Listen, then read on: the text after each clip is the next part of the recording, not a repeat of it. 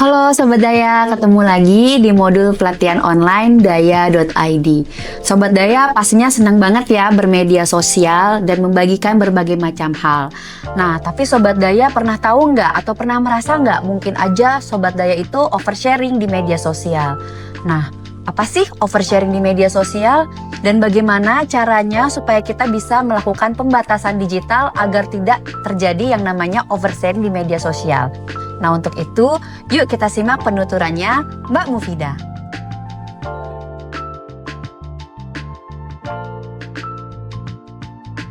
Mbak Vida, pada saat kita mau share sesuatu di media sosial, kadang tuh kita suka ngerasa takut bahwa hal yang mau kita share itu bisa menjadi suatu oversharing.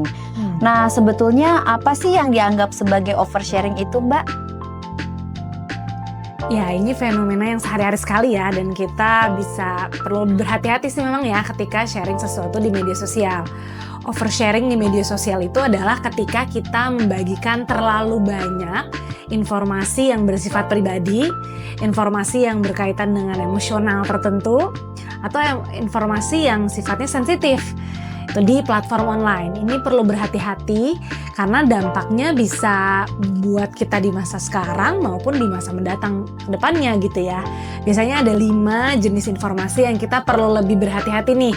Yang pertama, informasi yang terlalu mendetail. Lalu yang kedua, informasi yang berkaitan dengan data pribadi kita. Lalu informasi yang berkaitan dengan data keluarga atau orang-orang terdekat.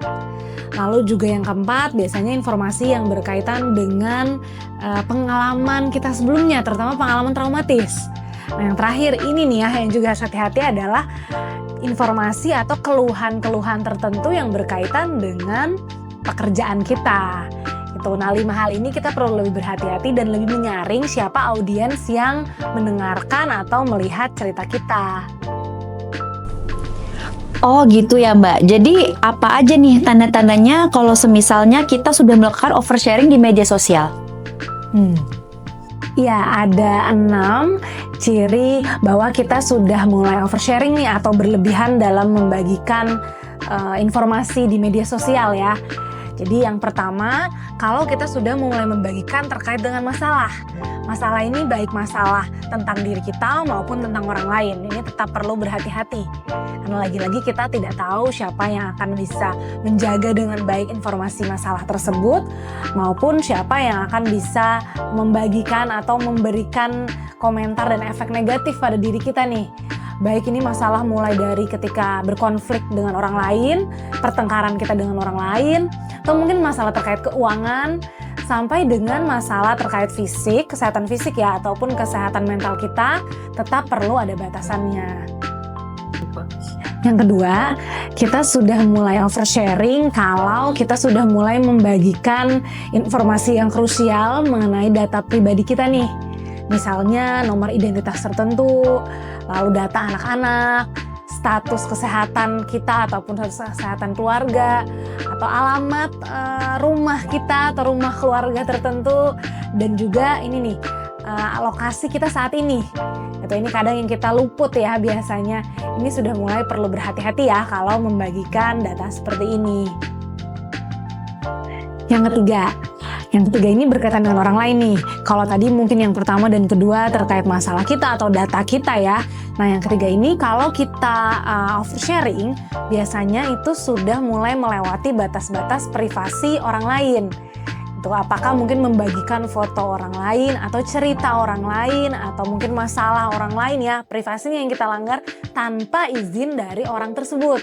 Izin di sini nih menjadi penting yang membedakan oversharing dan tidak.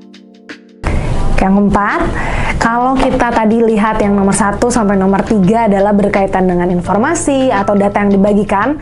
Nah, sebetulnya ada ciri lain nih dari oversharing, yaitu dari dalam diri kitanya sendiri adalah ketika kita mulai membagikan sesuatu tanpa berpikir panjang, tanpa memikirkan konsekuensi atau efek-efek bagi diri maupun orang sekitar. Ketika kita buru-buru, hanya cepat saja yang penting gitu ya, tidak pelan-pelan. Nah, itu di situ kita menjadi rawan untuk oversharing. Jadi berhati-hati kalau sudah mulai membagikan sesuatu tanpa berpikir panjang, di situ mungkin sudah mulai masuk oversharing. Yang kelima, dari dalam diri kita juga nih, ketika kita sudah mulai menjadikan media sosial, terutama validasi dari orang lain nih sebagai tolak ukur dari keberhargaan diri kita. Jadi kita sudah mulai bergantung nih sama media sosial, itu bisa jadi ciri dari oversharing juga. Kita mulai bergantung pada likes, komen, respon, atau reaksi dari orang lain ini sangat penting. Bahkan sampai bisa mempengaruhi mood atau emosi kita di hari tersebut. Itu mungkin sudah oversharing juga tuh jadinya. Yang keenam, ketika kita posting sesuatu di media sosial, mungkin setelahnya ada perasaan lega, tapi yang juga lebih banyak muncul adalah perasaan cemas, khawatir, atau emosi-emosi negatif tertentu nih malah jadi muncul. Kita malah jadi overthinking, ataupun malah jadi tidak nyaman tertentu. Nah, bisa jadi mungkin ada batasan pribadi kita yang juga sudah dilanggar nih, sehingga mungkin itu sudah bisa masuk dalam ciri oversharing. Nah, dari keenam ciri-ciri tadi, mudah-mudahan bisa menjadi ajang untuk kita melakukan refleksi diri ya.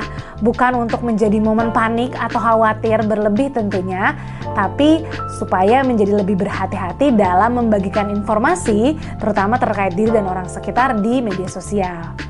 Nah, tadi kita sudah sama-sama simak tanda-tanda oversharing di media sosial. Kalau misalnya Sobat Daya penasaran bagaimana ya cara untuk mengelola diri kita ataupun tips-tips untuk mempunyai batasan di media sosial seperti apa, yuk kita simak aja video part 2-nya. Selain itu, Sobat Daya kalau misalnya ada pertanyaan lain terutama seputar kesehatan mental, Sobat Daya langsung aja nih bisa gunakan fitur tanya ahli. Bisa di website daya.id, bisa langsung cari namaku ya di sini nih ya. Jadi yuk langsung aja ke website daya.id.